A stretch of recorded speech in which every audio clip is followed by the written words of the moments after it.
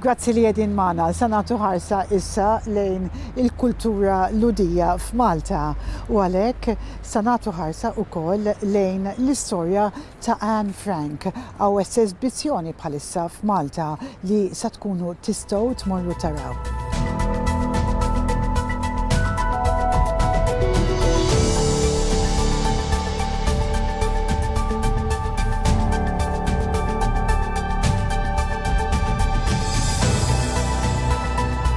Thank you very much, Julius and Rose, for welcoming us here to your home.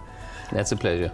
I was very interested to hear about this upcoming exhibition. Tell me something about it. Well, we're organising this Anne Frank exhibition, which will take place over 5 months. There's 2 parts. There's a physical part, which will start at the University in Valletta for about 10 days, and then it will go to MCAST in Corradino. Then it goes to Fort St. Elmo for about 5 or 6 weeks, and then finally it goes to Gozo, to the Hajjam Museum. That's the physical part, but in addition, for the schools, all the schools of Malta, the state schools, the church schools, the private schools, we've arranged a special video. Because of COVID, it wasn't suitable for the children to come to the physical exhibition. So we've created this special audio presentation, and all the schools will be linking up to it, and we hope that several thousand students, mainly in grades 3 and 4, will see this video. And who's behind this exhibition? Well, this is our foundation, which is called the Tayar Foundation for Jewish Heritage in Malta, which was set up in 2018. This is our first major project, and it was to honour a family called the Tayars.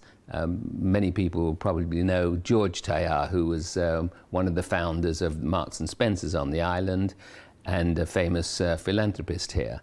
And then his wife Shelley, who we were very friendly with, she passed away in 2018, and that was a catalyst to form this foundation. Did you meet Shelley in Malta? Yes, when I first came to Malta 18 years ago, I wanted to get in touch with the Jewish community, and she was the leader of the Jewish community, and we became very, very good friends, and she introduced us to many people, and it really made our stay on the island much more pleasant. What was she like? Well, she was born in Jerusalem before Israel was Israel, and she was a larger-than-life sort of personality. She was a journalist, and her first husband had died many years before, and then she knew George Tayar. They got married, but unfortunately he died within a couple of years thereafter. She was madly in love with him, so this was quite a tragedy. But she became the leader of the Jewish community and had an enormous circle of friends, and well, she was just great, good fun and very enjoyable.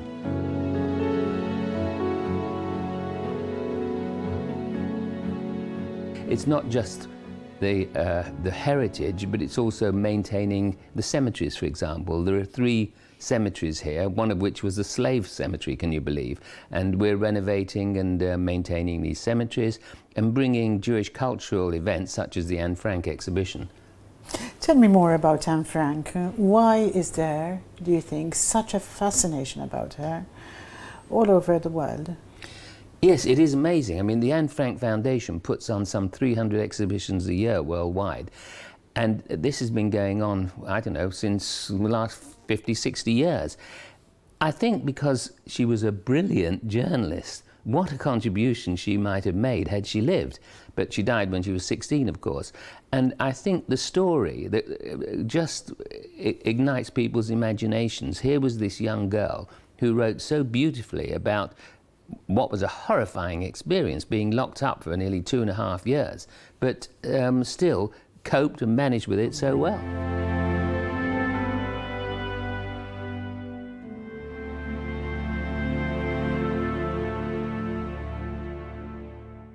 The Anne Frank exhibition is all about tolerance and understanding and avoiding conflicts between different cultures and religions and races and so on. And it's beautifully encompassed in her story. The whole exhibition is designed, there's 2 parts. There's the old part, which is her story, and then there's a contemporary part, which deals with more modern day issues of conflict. And I'm sure children will empathise with this, and be all the better for seeing this exhibition. And how does one come and see the exhibition if they're interested? Well, it's free, and it'll be at the venues that I mentioned. So there's 37 banners, roll-up banners, which describe the whole thing. There's 2 videos that would take place, and there's a couple of showcases showing the diary of Anne Frank and the model of the premises where they were forced to live. And obviously you've got a website and people can come and find out more through the website? Through our website, or we're advertising on all the social media, and the various locations will be promoting that. The university have got it in their newsletter, MCAS will publicise it, and so on.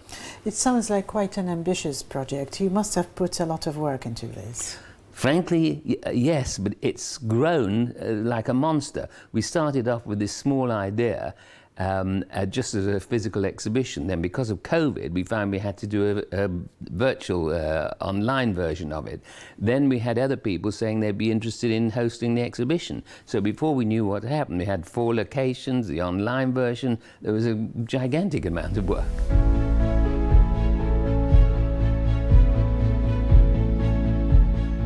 How do you think the Maltese people, especially children, will receive this?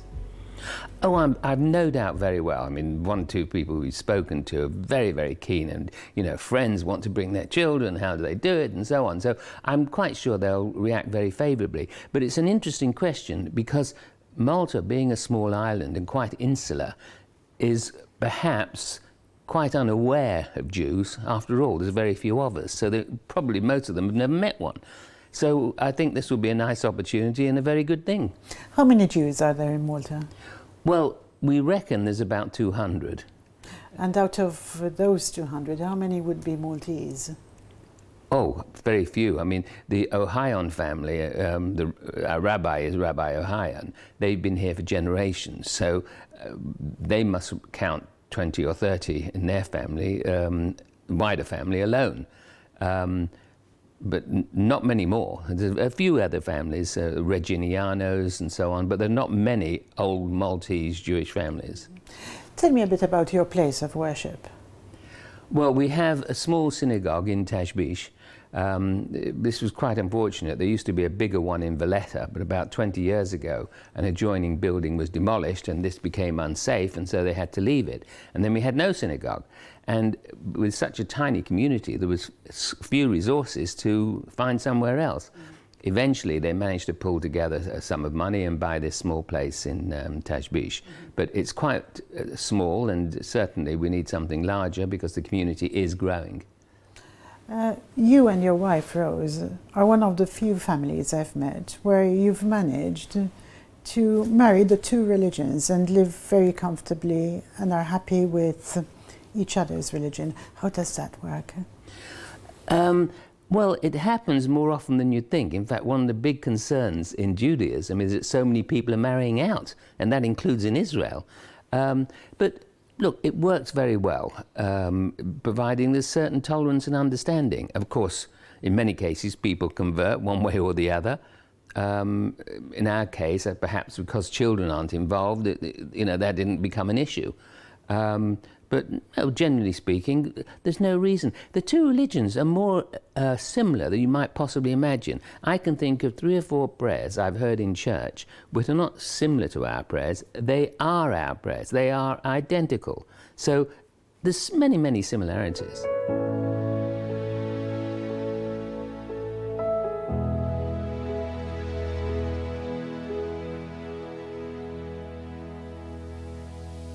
I hope you'll join us and see this exhibition, the Anne Frank exhibition, and it's starting at the University of Malta in Valletta from the 20th of February to the 4th of March. It then goes to MCAST in Corradino, Paola, from the 7th of March to the 18th of April, and then it goes to Fort St. Elmo in Valletta, 20th of April to the 1st of June, and finally it goes to Gozo to the Hajjal Museum from the 19th of June to the 25th of July. It's an interactive exhibition. There's various banners talking about the history of Anne Frank and the Holocaust.